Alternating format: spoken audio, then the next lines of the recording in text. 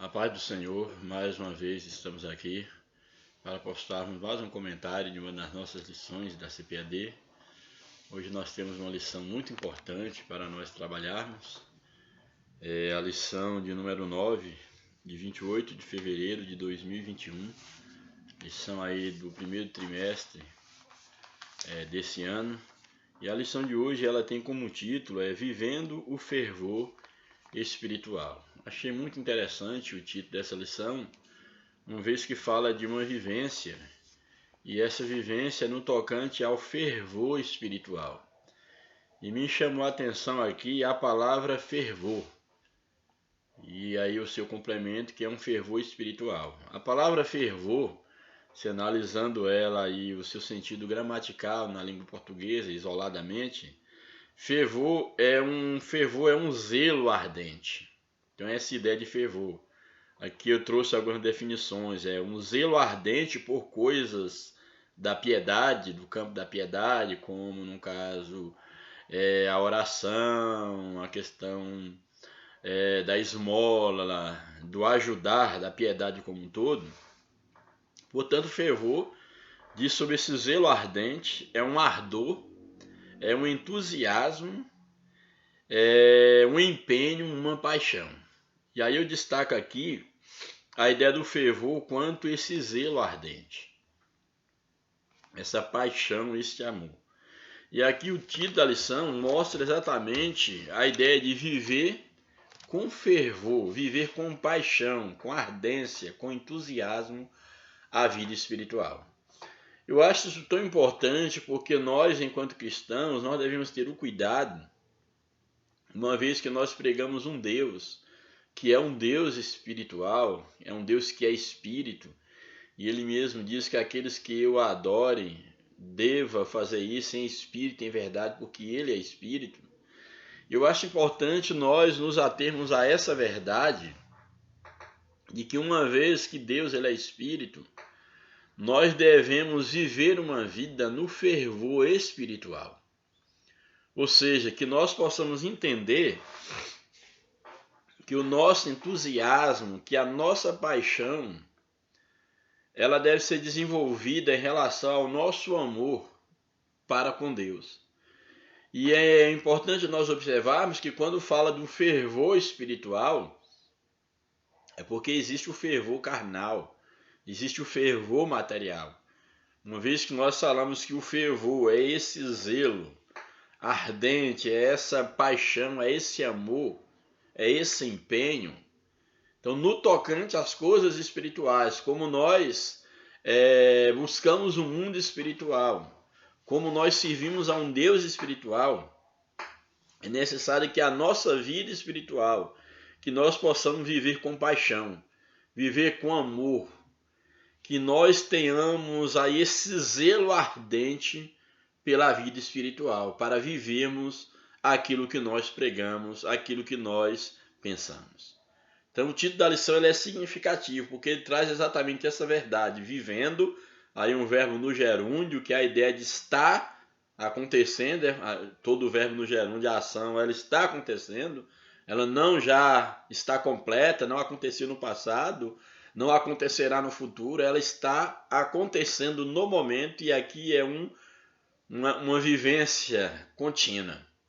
Então esta a proposta da palavra de Deus e da lição nessa noite ou nesta tarde, não importa o horário que você esteja aí assistindo ao vídeo, nós temos exatamente vivendo o fervor espiritual, ou seja, trazendo à nossa memória que nós temos uma vida espiritual para viver e que esta vida deve ser vivida com paixão, deve ser vivida com fervor, com empenho. Louvado seja o nome do Senhor.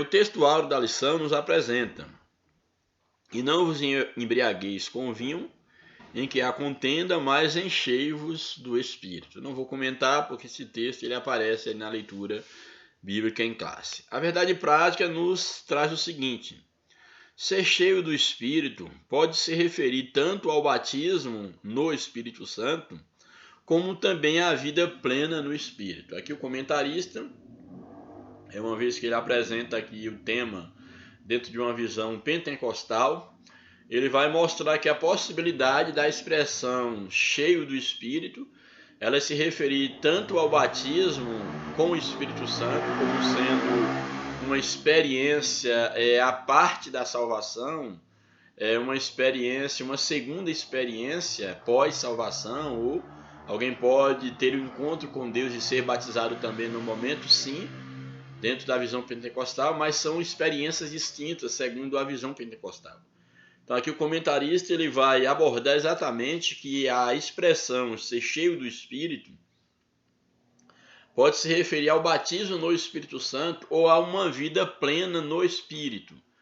Ou seja, mesmo que alguém não seja necessariamente batizado com o Espírito Santo dentro da visão pentecostal, que aí vem a questão do sinal do batismo, falar em línguas, etc, etc, e receber até dons espirituais. Então, mesmo que alguém não tenha tido essa experiência, isso não impede alguém, segundo a visão pentecostal, é claro, não impede que alguém tenha uma vida cheia do Espírito, por exemplo, que venha desenvolver na sua vida o fruto do Espírito. Então aqui o comentarista ele sinaliza essas duas possibilidades de leitura da expressão ser cheio do Espírito. Em dado contexto bíblico, pode se referir ao batismo no Espírito Santo, mas em outro contexto pode falar de uma vida plena, de uma vivência contínua, do dia a dia do verdadeiro cristão que está se aproximando de Deus, que está vivendo o fervor espiritual. Louvado seja o nome do Senhor para sempre.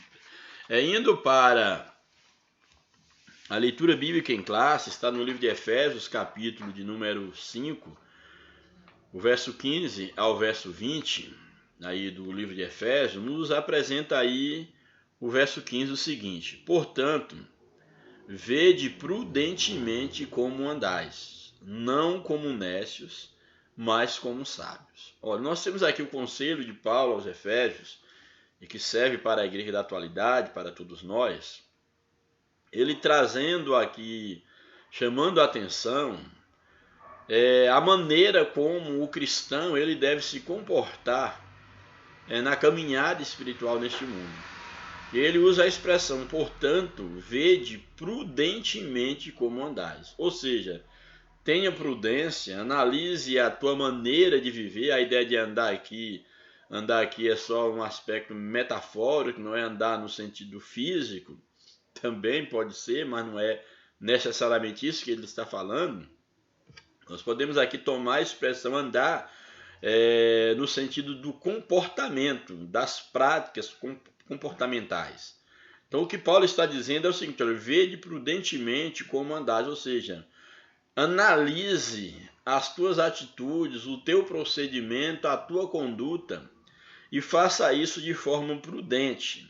Então a ideia aqui de ver, de enxergar de forma prudente a forma como nós andamos, isso nos mostra, nos ensina que nós devemos ter cuidado para estar olhando o nosso andar, estar contemplando e de forma prudente. A ideia da prudência fala de estar acompanhando detidamente, estar analisando, estar vigiando os nossos passos, estar julgando as nossas atitudes, para que de fato nós possamos estar andando de maneira prudente, ou seja, para que a nossa conduta ela seja uma conduta que de fato venha refletir a conduta do verdadeiro cristão, daquele que está andando com fervor espiritual. Então essa é a ideia, é uma das chaves de leitura desse texto, quando Paulo ele chama a atenção, vede, ou seja, a ideia de ver é estar atento, e ver prudentemente a sabedoria que você deve reunir para poder julgar a tua própria vida espiritual e não a do outro, porque você tem que convencer o outro pelo seu exemplo e não pelo mero discurso. Não é que você não possa falar, não possa instruir outros, mas o caminho mais seguro e mais, vamos dizer assim, verdadeiro de convencer o outro é através do nosso testemunho.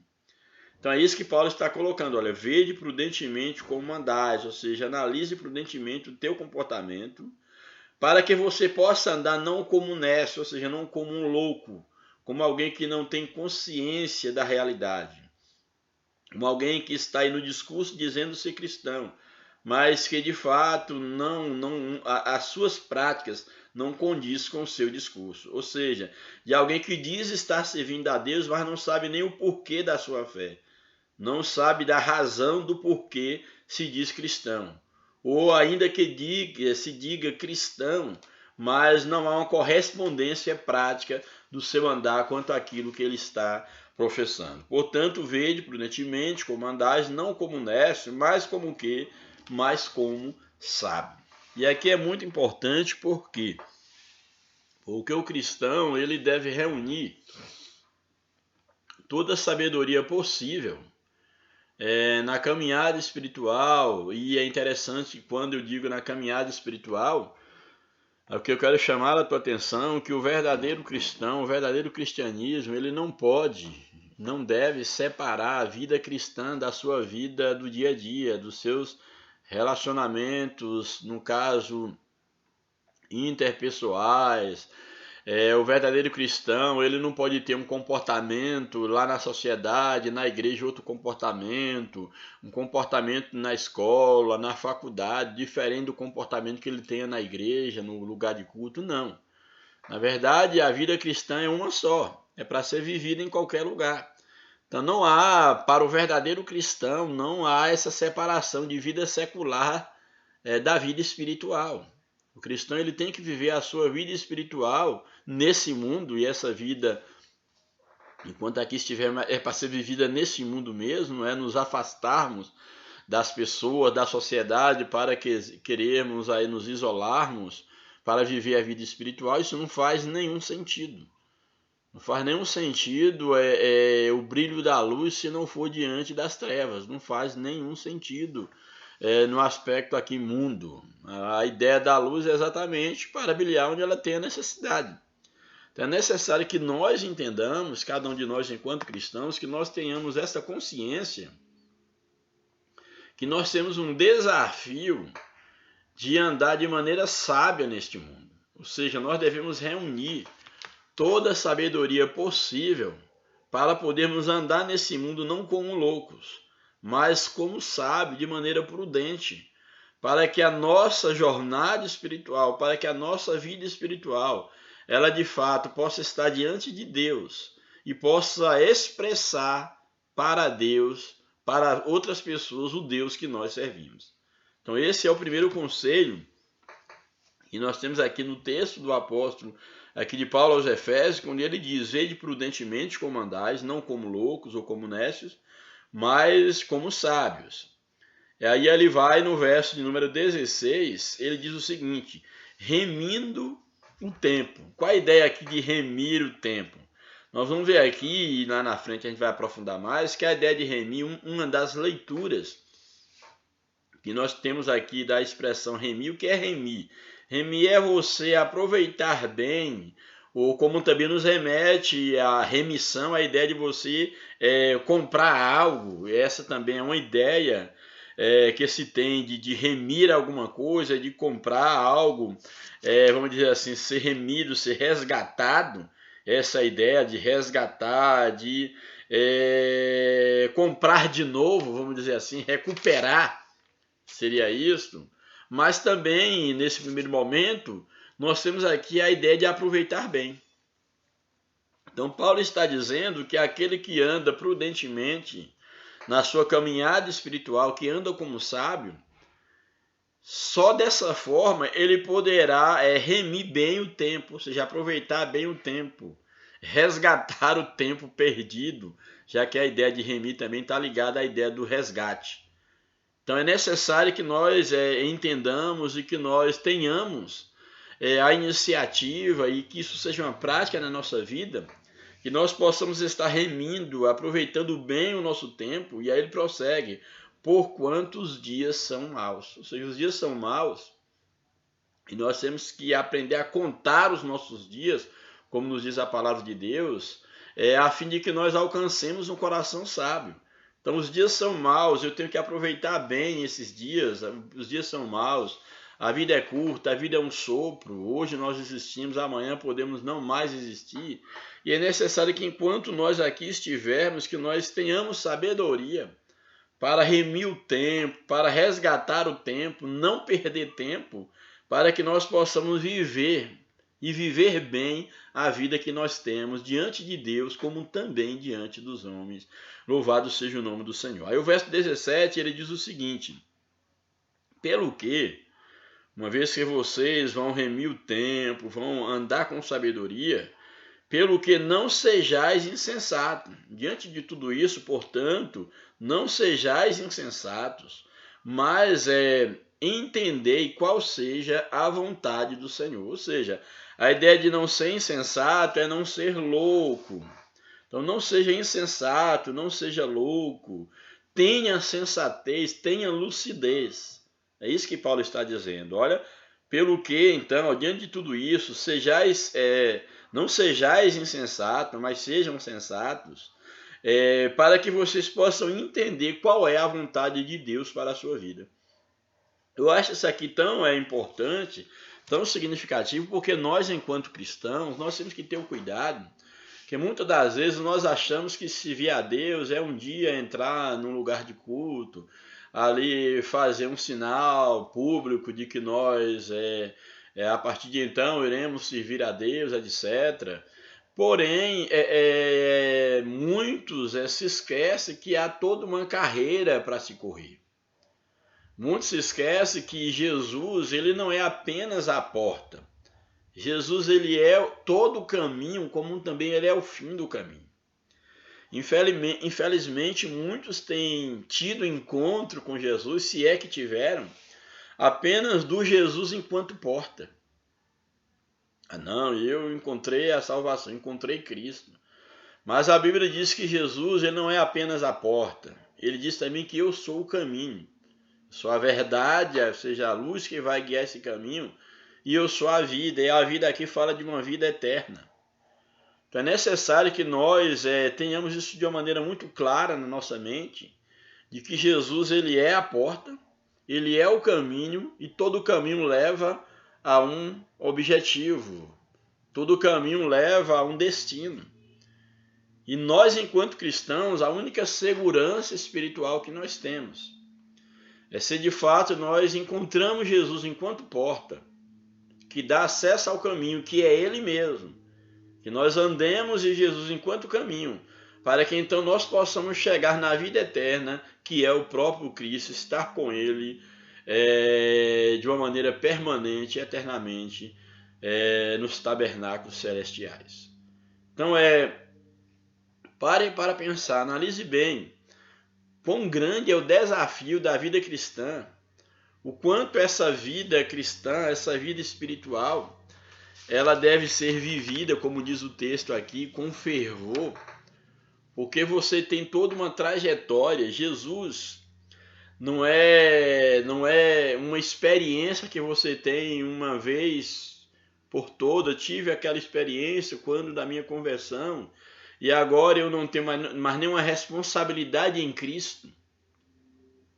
Jesus não é um compromisso que você faz com alguém, que uma vez que você fez lá aquele compromisso, saldou alguma dívida, ou entrou em algum clube ou alguma coisa semelhante, e que você pagou por aquilo ali, e agora você não tem mais nenhuma responsabilidade, porque você já quitou a dívida ou alguma coisa dessa natureza. Não, mesmo porque não foi nós que escolhemos a Cristo, mas foi Ele que nos escolheu. Nada nós fizemos e nada nós temos para pagar a salvação, uma vez que somos salvos pela graça, mediante a fé. Então esse favor imerecido que nos levou a encontrar Jesus enquanto porta, é o mesmo favor, a mesma graça que nos conduz em Jesus enquanto caminho e enquanto final da jornada. Então coloque isso na tua mente, coloquemos isso no nosso coração. É necessário que nós entendamos que temos que não ser insensatos, mas entender, sendo redundante, o que é viver a vida com Deus, qual é a vontade de Deus para a nossa vida. Louvado seja o nome do Senhor. E aí no verso 18 ele vai dizer então, olha, e não vos embriagueis com o vinho em que há contenda, mas enchei-vos do Espírito. A ideia aqui de não embriagar tem um sentido de não olhar para o vinho, no sentido de ser levado por ele. Mas aqui eu quero fazer uma leitura assim mais prática, fazendo um paralelo. O vinho, principalmente dentro da cultura antiga, a cultura judaica, para os gregos e outros povos, o vinho ele era símbolo da alegria humana, da alegria carnal. Fazer uma festa sem vinho era, vamos dizer assim, era impensável. Uma festa dentro de algumas culturas antigas, principalmente, festa era sinônimo de vinho e vinho era sinônimo de alegria. Então, uma festa que não tivesse vinho ou uma festa que acabasse o vinho era uma festa que a alegria teria acabado. E nós sabemos, por exemplo, o primeiro milagre de Jesus foi numa festa, exatamente transformando a água em vinho, e aquele vinho feito por Jesus foi classificado ali pelos chefes daquela festa que entendiam de vinho como o melhor vinho daquela festa. Mostrando exatamente dentro desse contexto que o vinho é símbolo da alegria carnal. E aqui Paulo está aconselhando, olha, não vos embriagueis com o vinho, ou seja, não enchei do vinho, que traz apenas alegria para a carne. Então não encha do vinho que traz alegria para a carne, mas que tira a lucidez no mundo espiritual. Então aqui o vinho, é claro, aqui é um símbolo também de qualquer bebida, vamos colocar assim, e também é o símbolo da distração carnal que faz o homem esquecer a realidade. Esquecer a realidade, esquecer as suas responsabilidades, esquecer de fato o seu verdadeiro estado. Então a ideia do texto aqui, quando o apóstolo Paulo ele está apresentando não vos embriagueis com vinho, ou seja, não encha da alegria do mundo, a ponto de não tornar-se, não ter espaço para a sabedoria divina. Por quê? Porque a alegria do mundo, ele coloca aqui, ó, não vos embriagueis com vinho em que há contenda, ou seja, a alegria do mundo, do homem sem Deus, que tenta, através do vício, do vinho, da cachaça e outros vícios, aqui o vinho aqui é uma representação, no caso do vício como um todo e da bebida como um todo, ela acaba exatamente trazendo problema. Isso sempre foi e sempre será. Acaba, quando o homem dá muito ao vinho, o homem acaba saindo da realidade. Aí aquele que é fraco, ele começa a se achar que é forte. Aquele que não é valente, agora ele acha que é valente demais e começa a mudar o seu ânimo. Uns ficam alegres demais, além da conta, outros começam a chorar e a mudar todo o seu estado emocional, exatamente porque o vinho faz com que ele saia da realidade e às vezes ele venha fazer coisa ou permita que alguém faça coisa, algo contra a sua pessoa, exatamente que é teorizado aqui, é apresentado como sendo a contenda. Então a ideia do vinho aqui, não embriagar com vinho porque há contenda, é exatamente porque o vinho vai tirar a lucidez, vai tirar a sabedoria, e por falta de sabedoria vem as contendas, vem tudo aquilo que não edifica, Só que o que eu quero mesmo chamar a atenção aqui é fazer esse paralelo entre encher de vinho e a última parte aí do verso, de número 18, a primeira parte, não vos embriagueis com o vinho no que há contenda. Embriagar aqui tem um sentido de encher de vinho, ou seja, não enchei da alegria do mundo, que tira a realidade, no caso, as distrações do mundo, mas enchei-vos do Espírito. Eu acho muito importante isso aqui, o que eu quero fazer essa leitura, não estou dizendo que seja essa a única chave de leitura, mas eu achei essa leitura bem interessante, porque é o seguinte, nós temos aqui um contraste entre encher do vinho para ter uma alegria carnal, que depois vem as suas consequências, a contenda e outras consequências, e às vezes até a morte, e nós temos aqui o encher do Espírito, que é exatamente, a Bíblia diz que aonde há o Espírito de Deus, aí há alegria.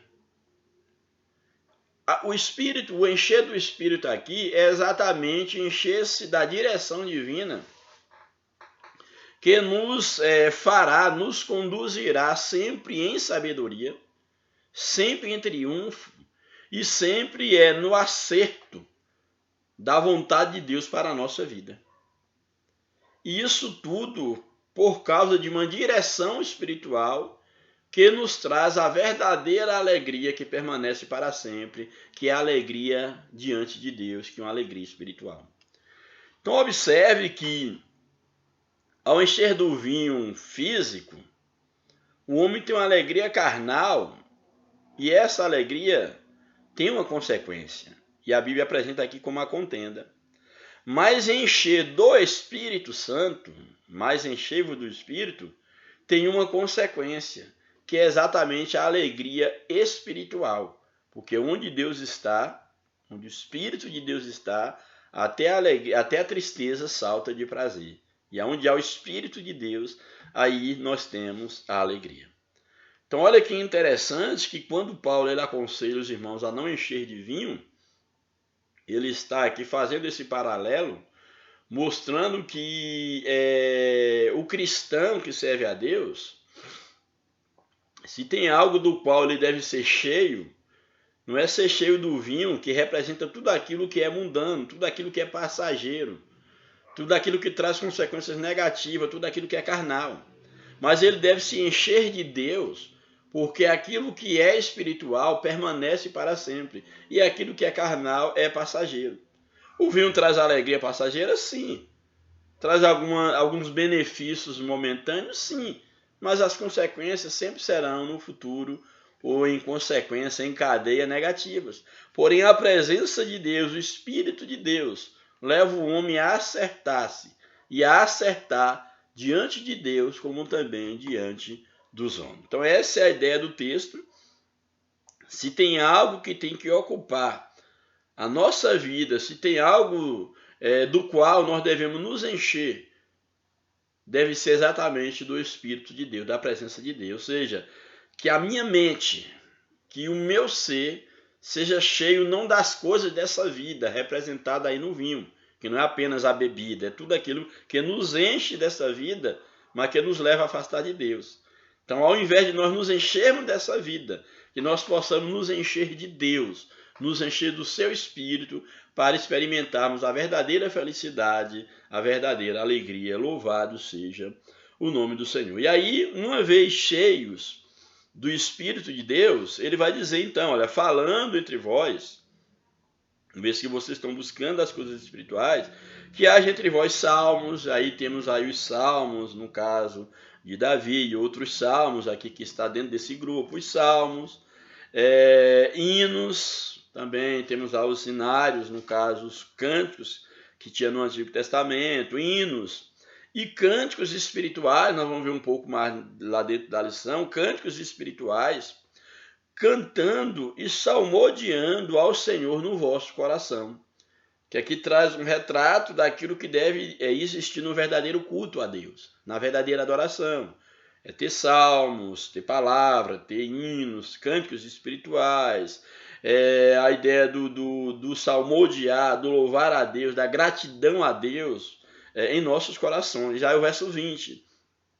Dando sempre graças a quem a Deus, sempre dando graças por tudo a nosso Deus e Pai, em nome do nosso Senhor Jesus Cristo. E aí fala exatamente da ideia do culto, como também um momento de gratidão a Deus. Não só um momento de cantar, de louvar, mas também um momento de agradecer a Deus por tudo quanto Ele tem feito por nossas vidas e em nossas vidas. Louvado seja o nome do Senhor.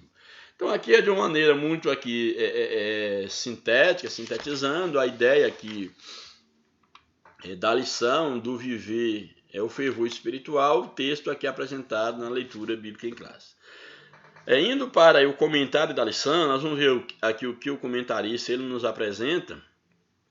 Ele aqui na parte aqui da lição aqui do mestre, interagindo com o professor, ele vai aqui, o comentarista, nos apresentar que uma vez que a vida espiritual ela perde a sua vivacidade, isso tem consequência direta na vida moral do homem, do cristão. Então, daí a necessidade de viver uma vida espiritual autêntica, com fervor, a viver essa vida espiritual para que ela não venha perder o sentido, e isso, é claro, terá implicações éticas, implicações morais. Portanto, partindo desse pressuposto, se há fervor espiritual, vai haver também o quê? Um desejo pelas coisas de Deus, é claro, um desejo pelas coisas espirituais, vai haver firmeza espiritual e, consequentemente, há um desejo aí exatamente pelas coisas de Deus em detrimento das coisas, no caso, do mundo, das coisas carnais, dos desejos carnais.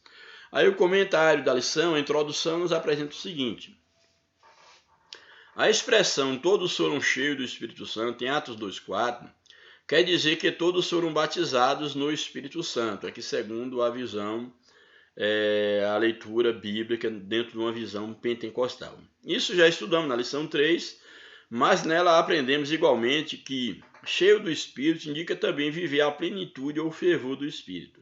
Vamos analisar melhor essa parte da teologia pentecostal.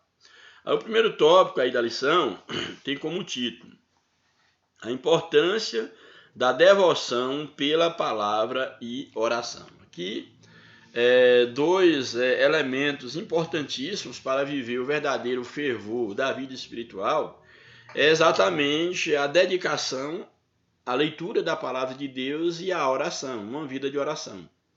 E aqui não vai entrar o mérito da postura da oração, da quantidade de oração, não. Aqui não vai, não se coloca aqui o mérito da quantidade, mas é o mérito da prática, do porquê ler a palavra e do porquê orar. Não é ler por ler, não é buscar conhecimento por conhecimento, não é orar por orar.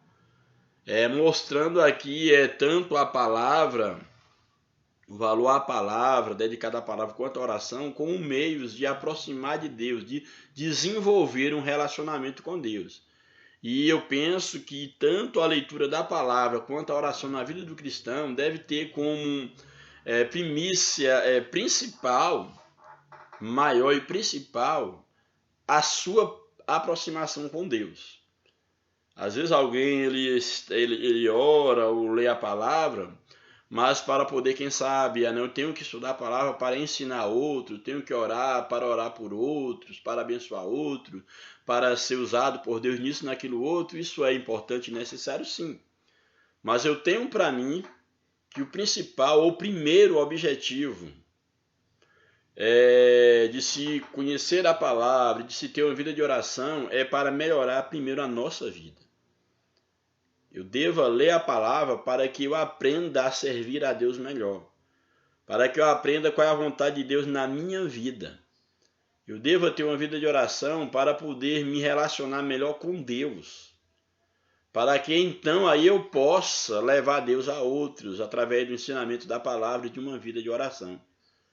Mas infelizmente, é triste nós olharmos que tem pessoas, por exemplo, que elas estudam a palavra e são excelentes para ensinar os outros, mas a sua vida deixa muito a desejar.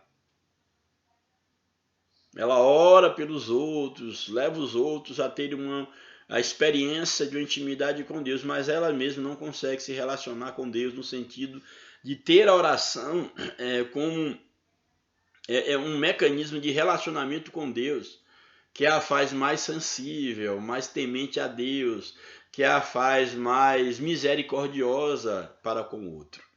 É necessário que nós venhamos a aprender, de fato, a desenvolver a nossa caminhada espiritual nesse aspecto. Então, o primeiro tópico fala exatamente sobre a importância da devoção pela palavra e pela oração.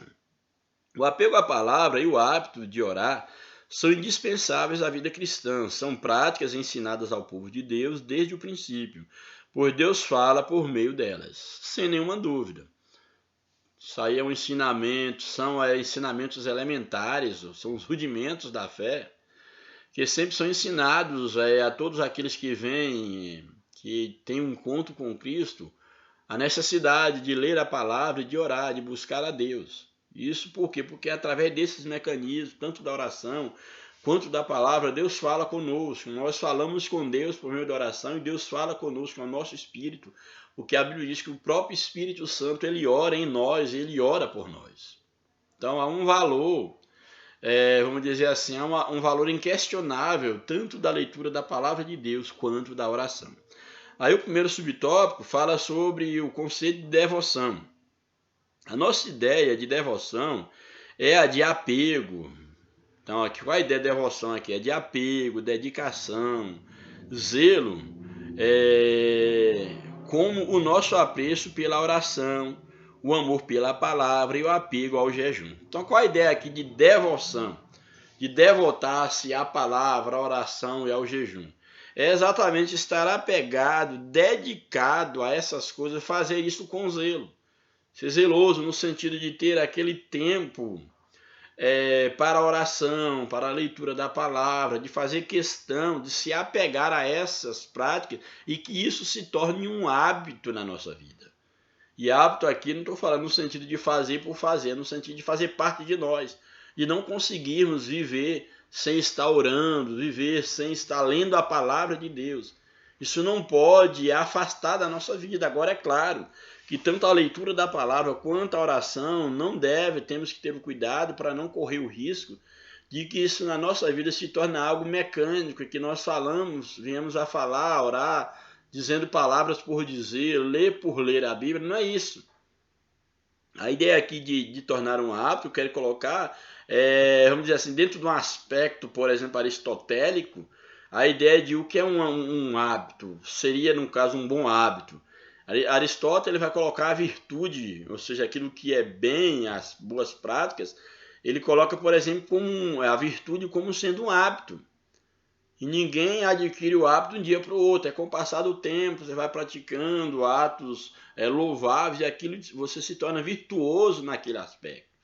Então a ideia aqui de tornar a oração, a leitura da palavra um hábito é ser virtuoso, vamos dizer assim, nesse aspecto, dando o valor necessário a uma vida de oração, de leitura da palavra de Deus. Portanto, devoção é a ideia do apego, da dedicação, do zelo em relação, por exemplo, à palavra, ao jejum, à leitura da Bíblia, etc. Leitura da Bíblia, oração e jejum são importantes exercícios espirituais na vida da igreja desde o princípio.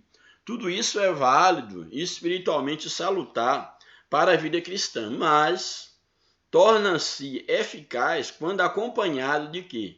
Quando tudo isso, a oração, a leitura, o jejum, isso seja acompanhado de manifestações práticas do que isso causa na nossa vida, que é o que o comentarista está colocando, mas torna-se eficaz quando acompanhado de santidade, de humildade, de prudência e de sabedoria. Ou seja, é necessário que nós tenhamos uma vida de oração, que nós tenhamos uma vida de busca da presença de Deus. Isso é necessário, sim. Agora, nós temos que ter cuidado que a ideia de estarmos constantemente orando ao Senhor, buscando a presença do Senhor, no caso aí em oração, na leitura da palavra, no jejum, essas atitudes elas não devem ser, no caso, fazer parte da nossa vida simplesmente como um meio de poder nos engrandecer diante dos homens. Que isso, de fato, reflita uma vida, como aqui o comentarista coloca, uma vida de santidade, uma vida de humildade, de prudência, de sabedoria, e não está fazendo essas coisas para mostrar para os outros como o fariseu, e Jesus traz uma parábola lá do fariseu e do publicano, que orava, que jejuava, mas para ser visto pelos homens e para humilhar as pessoas à sua volta. Então é necessário que nós entendamos que a nossa dedicação a uma vida de oração, de leitura da palavra, de consagração, de jejum, não é para nos tornarmos melhor do que as pessoas, mas para nos tornarmos mais conscientes da nossa dependência de Deus, da nossa pequenez, e que nós precisamos melhorar, inclusive no tocante ao tratamento com o outro.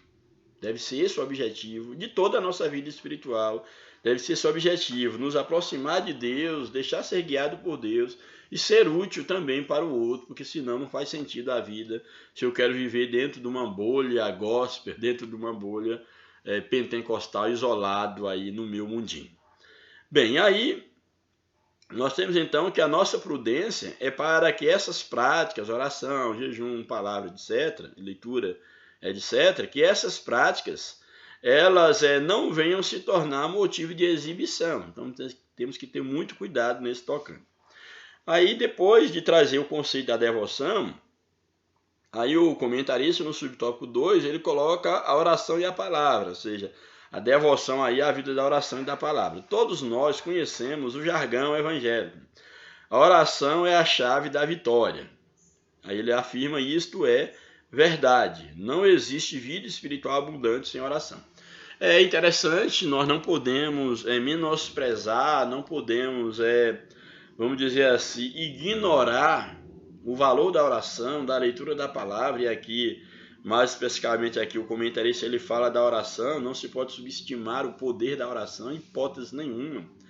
É claro que temos que fazer aqui uma pequena observação, quando aqui nesse jargão evangélico, que a oração é a chave da vitória, por exemplo, a oração move a mão de Deus, é claro que a gente tem que ter uma certa prudência em analisar esses jargões, entender dentro de um contexto muito específico, porque na verdade o que move a mão de Deus, o que traz a vitória, é o próprio Deus, é o amor de Deus em si.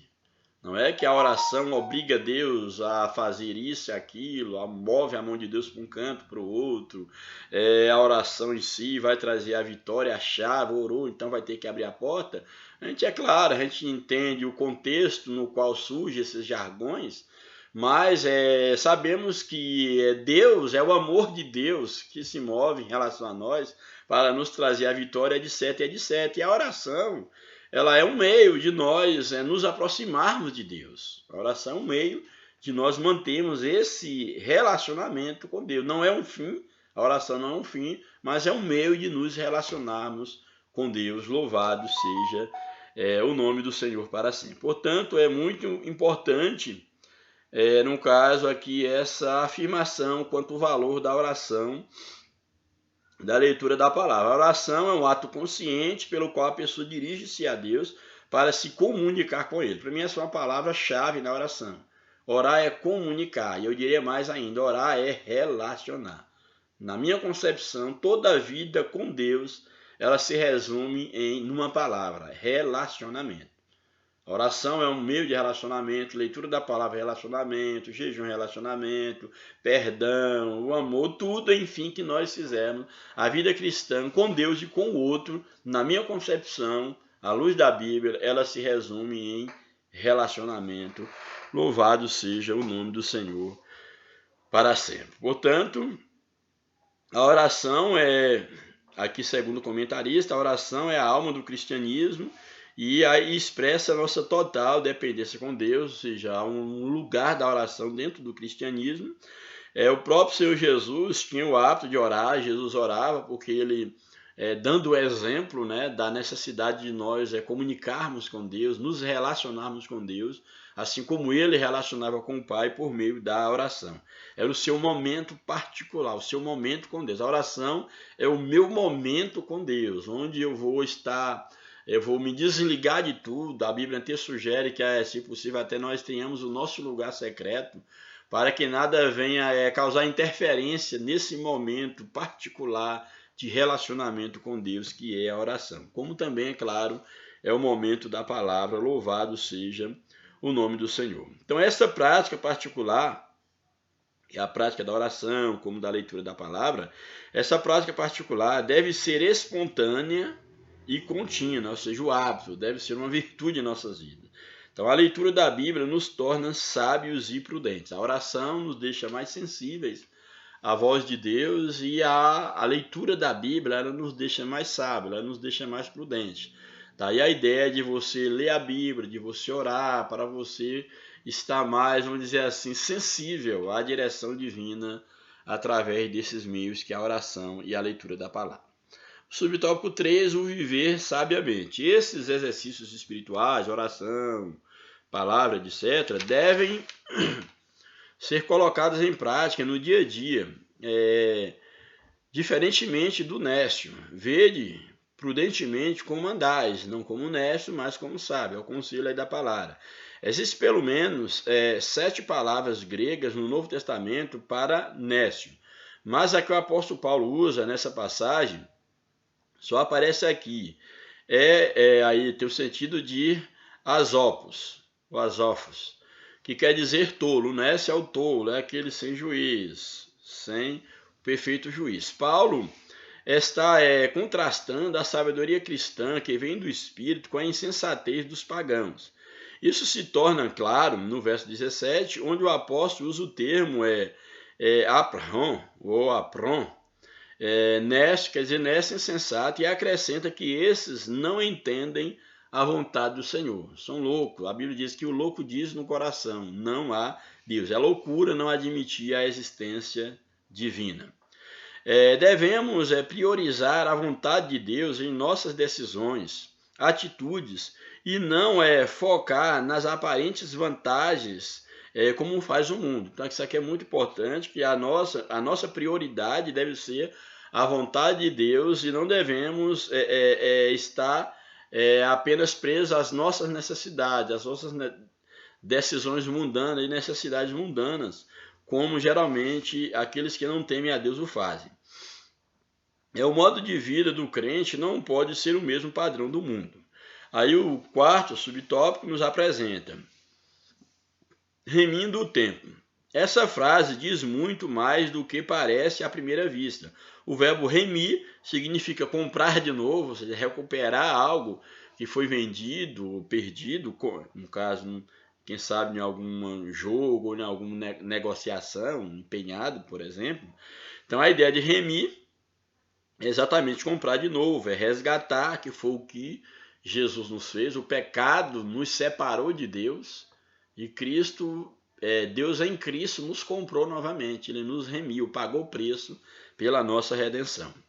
Então esse é o sentido de remir, é resgatar, comprar de novo, aproveitar o melhor possível. A ideia de remir lá dentro daquele remir o tempo, aproveitar o melhor possível. Então a palavra tempo também é bem conhecida entre nós, que é o kairos, que é o tempo no sentido da ocasião, da oportunidade. É bem interessante, para remir o tempo, não é no sentido do relógio, de remir a hora, tem 3 horas, 4, 5 horas, não, que aí é o tempo cronos. Tempo aqui na Bíblia, nesse aspecto aqui, é o tempo oportunidade, o tempo é o kairos. Por quê? Porque existem oportunidades que elas são únicas. Quantas das vezes nós deixamos passar por nós uma oportunidade e nunca mais ela passa, nós temos a experiência de vivenciá-la novamente. Então a ideia aqui de remir o tempo é exatamente aproveitar as oportunidades, aproveitar os momentos, por exemplo, enquanto você tem saúde, enquanto você está na companhia do teu filho. Quantos pais hoje gostariam de abraçar os seus filhos, mas eles já não moram mais com eles, ou já morreram? Ou quantos filhos gostariam de aproveitar o pai, ou a mãe, ou um ente querido, ou seja quem for. E às vezes agora a oportunidade, o kairos, o tempo já passou, a oportunidade já passou. Quem sabe a oportunidade de abraçar, de poder dizer que ama, de cuidar, ou uma oportunidade de um emprego, a oportunidade de uma colocação, as oportunidades da vida. Então a ideia aqui de remir o tempo aqui é exatamente tempo dentro desse contexto bíblico, é claro aqui, vamos voltar para o contexto bíblico, está nesse sentido aqui do kairos, ou seja, no sentido da ocasião, da oportunidade, de aproveitar a oportunidade. Essas duas coisas, a ideia do resgate e do kairos do tempo, essas duas coisas são especialidade dos crentes que vivem cheio do Espírito. Resulta o quê? Num viver sabiamente. O crente sabe aproveitar as oportunidades para fazer a obra de Deus, falar de Jesus às pessoas que ainda não conhecem o Evangelho, até mesmo em circunstâncias difíceis. Na verdade, tanto hoje como nos dias apostólicos, os dias eles são maus. Por isso que devemos aproveitar bem cada oportunidade. Louvado seja o nome do Senhor. Aí o tópico 2 da lição nos apresenta a importância em manter-se cheio do Espírito. Por que é importante nos mantermos cheios do Espírito? A obra do Espírito Santo na vida do crente, ela é dinâmica, isso aí, ou seja, mostrando que o Espírito Santo, aí o dínamos, o poder de Deus, ele é dinâmico. Não é possível alguém ser cheio do Espírito e não ter, uma vez que o próprio Espírito tem a ideia do pneuma de Deus, dessa dinamite, desse poder, não é possível alguém encher-se do poder de Deus e continuar do mesmo jeito. Ele vai ter que se movimentar no mundo espiritual. Quando eu falo ficar do mesmo jeito, estou dizendo nas manifestações físicas, de pular, de correr, não é isso não. Já falei sobre isso no outro momento. Eu estou falando da pessoa não ser mais a mesma. Ela recebe um poder, uma virtude, vamos dizer assim, um impulsionamento para fazer a obra de Deus, para aproximar de Deus, torna a pessoa diferente. Essa é a leitura que se pode fazer. Então, a obra do Senhor, do Espírito Santo, na vida do crente, ela é dinâmica. Ele não fica estático a partir da conversão, a partir que o crente verdadeiramente ele é convertido, ele é cheio do Espírito Santo, ele não vai ficar parado, ele vai se movimentar no mundo espiritual, e esse movimento no mundo espiritual vai refletir, é claro, no mundo físico, no mundo, vamos dizer assim, material. Então ele não fica estático a partir da convenção, pois a expressão cheio do Espírito Santo significa reacender a chama do Espírito. Não se deve confundir com a expressão cheio do Espírito Santo lá do Pentecostes, que fala do batismo no Espírito Santo, segundo aqui a visão pentecostal. Ao primeiro tópico desse segundo tópico apresenta: e não vos embriagueis com vinho, já falei isso, eu vou estar lendo, quando diz o seguinte aqui, essa frase é como a Septuaginta traduz: não olhes para o vinho, olhar no sentido de ser atraído por ele. Então, não olhes para o vinho. A passagem em Provérbios explica as consequências destrutivas de bebedeira e a compara com a picada de uma cobra. A ideia de olhar para o vinho é pessoas que não podem ver a bebida, que elas já são levadas porque são dominadas por ela, levadas a tomar e a encher a cara, como diz aqui. E aqui em Provérbios, ele coloca que as consequências da bebedeira, daquele que é preso a esse vício, é como a picada de uma cobra. Então, a palavra usada para contenda no texto, o vinho traz contenda, significa o que? A devassidão, a dissolução. Então, a contenda ali tem um contexto maior, que ali a contenda seria viver uma vida dissoluta, no caso, uma vida devassa, que tira a pessoa do normal, ela faz coisas que depois que ela vem em si, ela se torna sóbria, ela se envergonha daquilo que ela fez, da devassidão pela qual essa pessoa foi tomada. Então, esses termos são incompatíveis com a ética cristã. Um crente devasso, um crente que ele é dissoluto, que ele faz coisas que depois ele tem que se envergonhar, isso não combina com a ética cristã. Daí Paulo recomendar para que os irmãos não deveriam embriagar-se com vinho, mas encher do Espírito Santo. Louvado seja o nome do Senhor. Então, essas práticas, elas são incompatíveis com a vida cristã, mas é muito comum no caso, os pagãos que procuram a felicidade nos prazeres mundanos, que resulta sempre em desgraças. E aí, o subtópico 2, mas enchei-vos do Espírito. Então, não embriague com vinho, mas enchei do Espírito, como nós já falamos. E está lá no verso, a parte B do verso 18.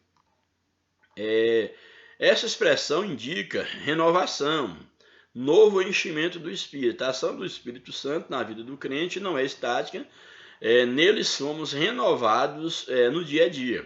Essa experiência acontece reiteradamente ou reiteradas vezes em nossos dias, e isso vem desde o Pentecoste, que é ali, segundo a maioria dos estudiosos, a igreja ela nasce no Pentecoste, seria a inauguração. É claro que há outras linhas de pensamento da igreja como sendo inaugurada publicamente ali no Pentecoste. Então, os discípulos já tinham o Espírito antes do Pentecoste, porque o próprio Jesus soprou sobre eles quando apareceu após a ressurreição, e portanto eles já eram salvos, que eram discípulos, seguidores de Cristo, mas a Bíblia diz que todos foram cheios do Espírito Santo. Então, todos os crentes em Jesus, pentecostais ou não pentecostais, batizados no Espírito Santo ou não batizados, todos eles têm o Espírito Santo na sua vida, como tinham os discípulos antes da experiência do batismo com o Espírito Santo, segundo aqui o que a gente pensa da linha pentecostal. O apóstolo se refere à plenitude do Espírito em enchei-vos do Espírito, que é a característica típica dos pentecostais, que dá, vamos dizer assim, essa ênfase maior a essa experiência de viver uma vida, no caso do batismo no Espírito Santo. Mas aqui o subtópico 3 traz uma informação bastante interessante. Não confundir o viver cheio do Espírito diariamente com o batismo no Espírito Santo, que é o subtópico 3. Isso já foi estudado na lição 3 e em outras passagens. Então, o que nós temos aqui? Em outras passagens, cheio do Espírito Santo, diz respeito ao batismo no Espírito Santo, como está lá em Atos 2, verso 4. Atos 2, 4. Nós podemos ver, por exemplo, que diz o seguinte, aí o primeiro verso, cumpria-se o dia de Pentecostes, todos estavam reunidos no mesmo lugar. Verso 2, de repente veio do céu um som como de um vento impetuoso, e veemente impetuoso, e encheu toda a casa em que estava assentado. Verso 3, e apareceram distribuídas entre eles línguas como que de fogo, que pousou sobre eles. E aí o verso 4, e todos foram cheios do Espírito Santo, e passaram a falar em outras línguas, segundo o Espírito lhes concedia que falasse. Então nós temos aqui o que é chamado, dentro do âmbito pentecostal, como a experiência do batismo no Espírito Santo. Então o comentarista, o que ele apresenta aqui?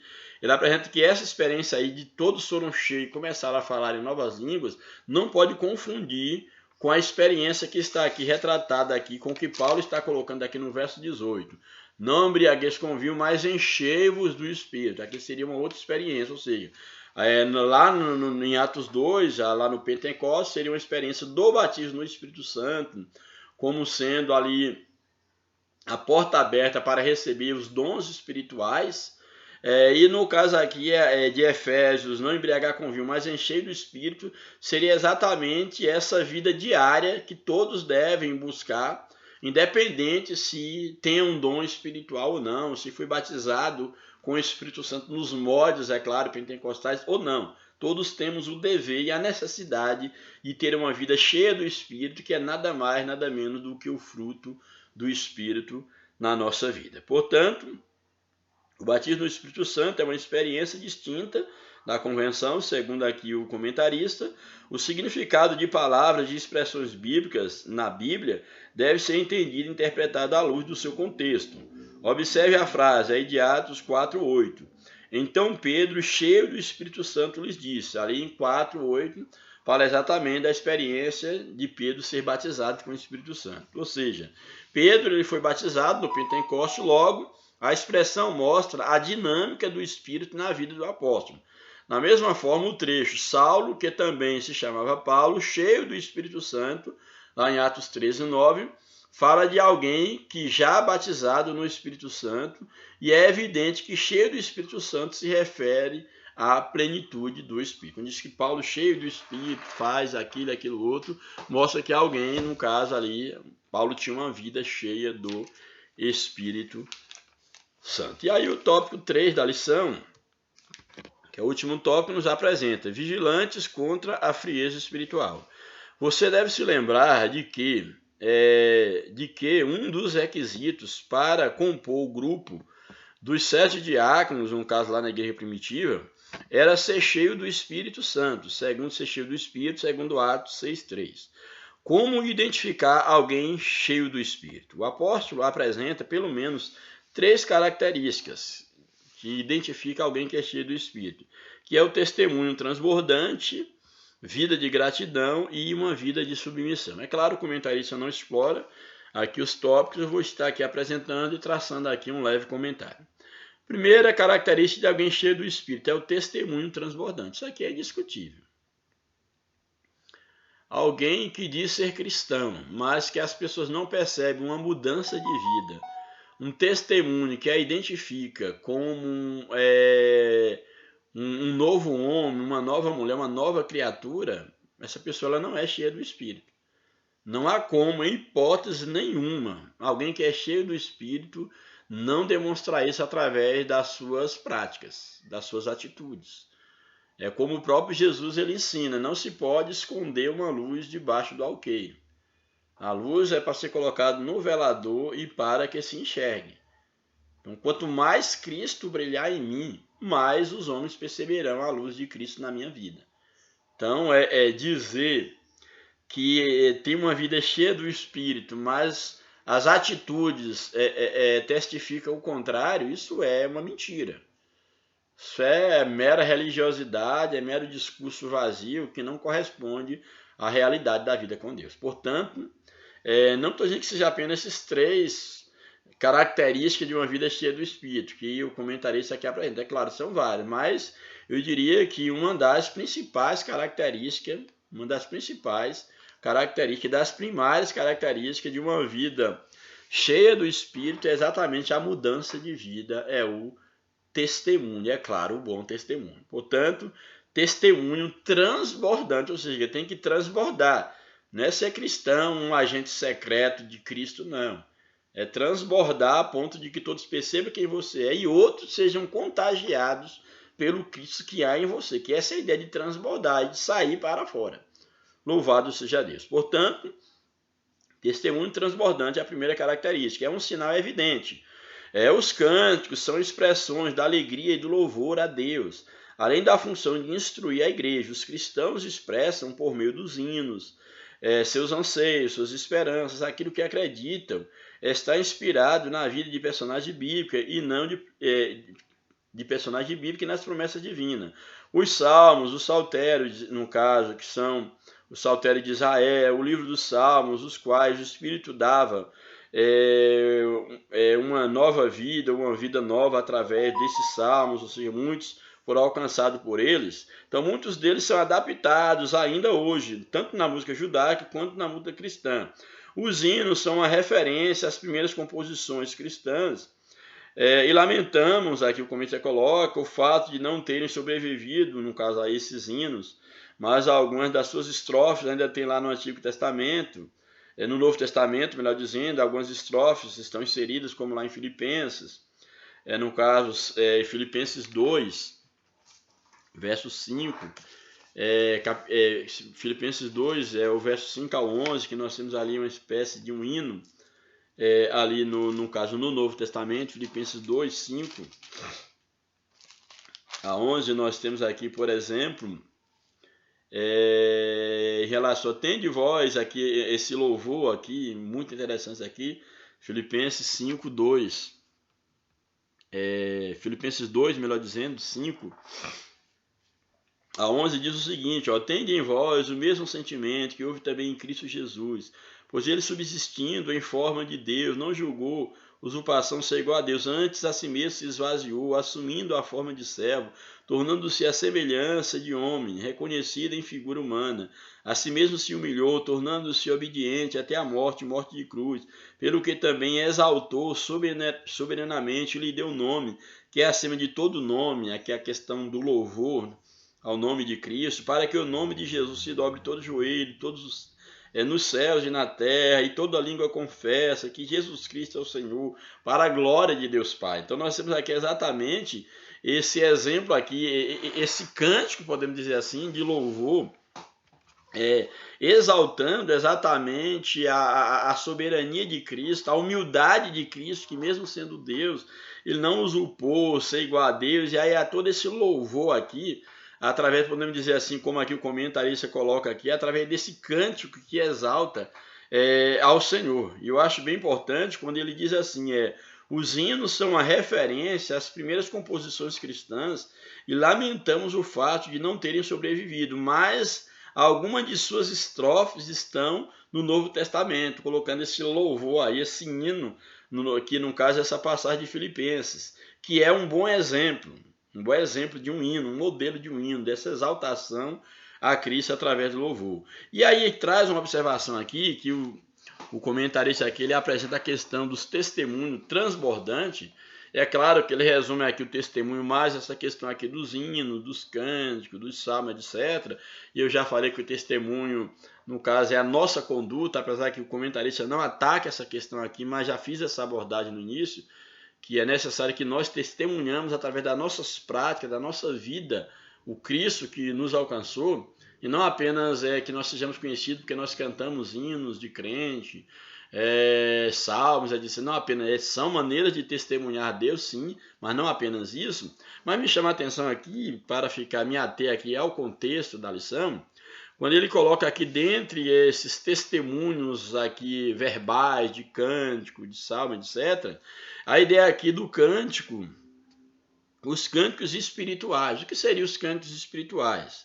Aí o comentarista coloca palavras não premeditadas, cantadas no Espírito durante a adoração. São um poderoso meio de edificação que contribui para a glória de Deus. Eu não sei você, mas eu já tive a experiência, uma vez que nasci num lar cristão, e aí hoje já estou com 50 anos de idade, meio século, já se passou. Eu tive a experiência, como fui criado numa igreja pentecostal, genuinamente pentecostal, a qual congreguei durante muitos anos e continuo e amo de coração, e me sinto também um pentecostal. É interessante observar que eu tive a experiência de, em muitos momentos, em vários cultos, nós percebemos pessoas que foram usadas por Deus. E aí é uma coisa que me veio à mente ao estar preparando aqui para fazer o comentário dessa lição, que muitas das vezes nós temos aí muitas pessoas teorizando sobre os dons espirituais e às vezes a gente vê assim uma certa superficialidade em falar dos dons espirituais. É toda uma superficialidade e há uma demonstração clara de pessoas que não experimentaram de fato ou não conviveram com a prática mesmo, com a vivência dos dons, e fala de uma maneira muito técnica, como se os dons espirituais fossem uma capacitação humana, ou algo que o homem, no caso ali, ele premedita, não, vou fazer isso, vou fazer aquilo, como se não fosse uma atuação do Espírito. E uma das coisas que tem me preocupado, eu não quero aqui entrar no mérito da questão, mas uma das coisas que tem me preocupado é o olhar que se tem quando a Bíblia fala sobre cânticos espirituais. Que a ideia aqui, o comentarista ele traz algo que eu concordo e acho muito interessante, quando ele apresenta aqui que cânticos espirituais aqui na Bíblia são palavras não premeditadas, cantadas no Espírito durante a adoração. Por que eu acho isso interessante? Eu acho interessante por quê? Porque muitos, pelo menos com o passar do tempo, eu tenho percebido que apesar de ter tido várias experiências de ver pessoas sendo usadas por Deus com cânticos espirituais, no caso na igreja, inclusive o meu saudoso pai, algumas vezes tive a experiência, apesar já de algumas décadas, ele já ter partido para o Senhor, de ser usado em cânticos espirituais. Era alguém que, o que eu acho interessante observar é que era uma pessoa que na vida normal, vamos dizer assim, era bastante desafinado quanto à música. Porém, quando momentos de oração, de jornadas de oração, eu me lembro ainda criança, pré-adolescente, quando meu pai era usado, num caso com cânticos espirituais, e cantava hinos, que era algo totalmente que não tinha como fazer uma comparação. Era algo nunca visto, a questão da melodia, da harmonia, a sonorização, a sensação que causava em quem ouvia. E tive essa experiência quando criança, pré-adolescente, também já quando adulto, em determinados cultos, Deus usar irmãs, entendeu? Irmãos com cânticos espirituais. E aí eu me preocupo porque a gente percebe que na atualidade, Deus, é claro, usa sem nenhuma dúvida, mas às vezes alguns têm confundido. Às vezes eu vejo, não sei como vocês vão julgar o que eu vou falar, mas eu vejo pessoas, por exemplo, vamos supor, só estou dando um exemplo. Vamos supor que eu pegue aqui um hino de Fernandinho, por exemplo, um hino de Fernandinho. E aí um hino que já tem uma música, já que foi criada, entendeu? Ali que já foi pensada, uma letra, uma harmonia, etc. E aí pessoas, no caso, só dando exemplo, vamos supor, pega a música ali de Fernandinho, aí começa a cantar e depois deixa a letra ali, que está cantando ali em português, por exemplo, começa a cantar ali em língua estranha, e aquelas palavras que ele usa no culto, ali falando em língua estranha, começa a cantar na música, no caso, do Fernandinho, só mudando agora a letra, falando em línguas estranhas. Não estou entrando no mérito da questão se seja errado ou não, não é isso, não vem o caso aqui, mas é a questão que muitas das vezes alguém pode confundir, isso seria então um cântico espiritual. E eu tenho uma certa resistência em relação a isso, porque na minha experiência, e é aquilo que eu falei há pouco instante, tem coisas que às vezes você vê muito teorizado, e geralmente boa parte das pessoas que teorizam é pessoas que não teve uma vivência no meio pentecostal. Não, e de uma certa forma não tem propriedade para falar das coisas.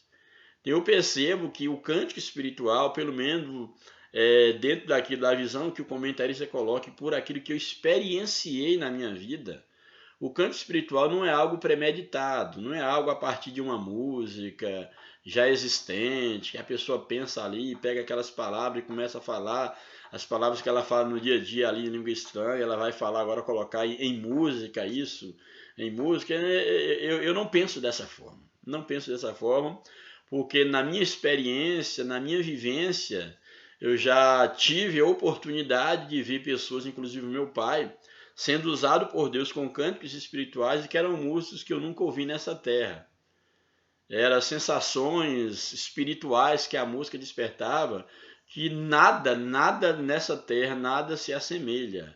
É coisa que está além da capacidade humana. Então aqui eu só quis fazer esse comentário, talvez, não sei, pelo fato de ser algo hoje, infelizmente, tão distante da maioria de nós evangélicos, seja batista ou até mesmo pentecostais, né? Eu não estou dizendo que sejam todos, existem sempre as exceções, mas infelizmente algo que a cada vez mais está distante da realidade de muitas pessoas que não acompanharam esses momentos, vamos dizer assim, onde havia uma maior liberdade de atuação de Deus quanto a essa questão dos dons espirituais de uma maneira mais séria, que hoje infelizmente se banalizou muito.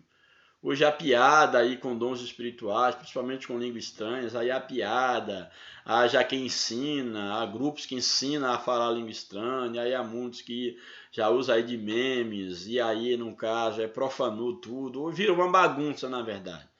Aí hoje você não sabe se é Deus que está falando, se é uma imitação humana, se é o diabo que está falando na boca das pessoas, você não sabe mais.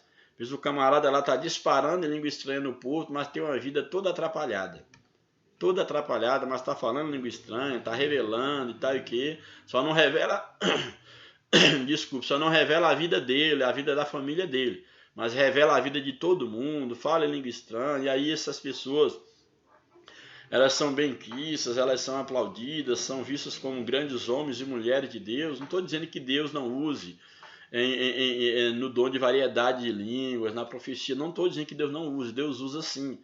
Mas boa parte do que existe aí, na maioria das vezes, é pilantragem, é malandragem, é coisa da carne, são imitações. E aí, com o passar do tempo, se falando em cânticos espirituais, se tem perdido a noção, a ideia do que é isso. A verdade é que nós vivemos num contexto onde muitas das coisas que eram vivências na prática diária da igreja, isso se perdeu no tempo. E aí tenta se teorizar com coisas que talvez não é possível teorizar, que é coisas que devem se vivenciar, se experienciar na vida com Deus. Espero que vocês me entendam minimamente aquilo que eu estou tentando colocar. Portanto, na prática da igreja, no testemunho da adoração, havia os cânticos espirituais, que aqui o comentarista ele aproxima da definição daquilo que eu penso à luz da minha experiência, que exatamente esses cânticos espirituais são palavras não premeditadas, cantadas no Espírito Santo, como ação do Espírito Santo no momento da adoração. São um poderoso meio de edificação e contribuição e contribui para a glorificação do Senhor. Aí o subtópico 2, da graça em tudo. Essa é a vontade de Deus e deve ser a marca de todos os cristãos, serem agradecidos. Ou seja, ser cheio do Espírito nos leva a uma vida alegre, dando sempre graças a Deus por tudo, dando sempre graças, por tudo a nosso Deus e Pai, em nome do Senhor Jesus Cristo. O crente, o cristão, ele tem que ter um coração grato, ele tem que ser agradecido a Deus por tudo. O Espírito Santo nos capacita a levar uma vida de gratidão a Deus, ao Deus Pai, centrada em Cristo. Há diversas passagens tripartidas no Novo Testamento, onde fala sobre isso, onde o Espírito Santo ele aparece como um pai, ele aparece como um filho. Então há essa manifestação, vamos dizer assim, da Trindade, nessa invocação de gratidão na vida da igreja, no caso aí em toda a Bíblia, mais especificamente no Novo Testamento. Então o Espírito Santo ele aparece aí, e essas passagens, por a passagem que nós estamos analisando mesmo, quando fala de em tudo dando graça por Deus Pai, nosso Senhor Jesus Cristo, e fala da questão do ser cheio do Espírito, aí nós temos aí a presença da Trindade, quando do momento do louvor, quando do momento da gratidão a Deus, da ação de graça, podemos dizer assim. E o último subtópico, a sujeição. O quebrantamento e a humildade expressam bem a plenitude do Espírito. A submissão é outra consequência de uma vida cheia do Espírito, uma vida quebrantada, uma vida de humildade, nos leva exatamente à submissão, que é uma outra consequência dessa vida no Espírito, pois o Espírito capacita o cristão a essa sujeição. É devido ao cristão se submeter às autoridades constituídas, aos seus superiores hierárquicos, e essa sujeição deve haver entre os irmãos da igreja. Aqui é claro que, na minha concepção, o comentarista aqui é claro, não que ele peca em colocar a questão da sujeição às autoridades, no caso aos irmãos, a ideia também aqui da hierarquia, mas acima de tudo é a sujeição a Deus, que é o mais importante. Quando nós somos cheios do Espírito, nós temos uma vida de testemunho, nós temos uma vida de gratidão, de ação de graça, e nós temos uma vida de sujeição, principalmente a Deus. Que hoje banalizou-se, hoje prega a sujeição ao homem, ao líder espiritual, às autoridades, que se deve sujeitar dentro do possível, mas muitas das vezes a própria liderança, ela prega a sujeição aos seus liderados, que sujeitem a si, mas eles mesmos não são sujeitos a Deus. Então devemos sujeitar as autoridades civis, eclesiásticas, políticas, etc., sim. Militares, etc., sim. Porém, a nossa maior sujeição deve ser a Deus. Então nós devemos, você que é líder, você deve levar os seus liderados, acima de tudo, a sujeitar-se a Deus.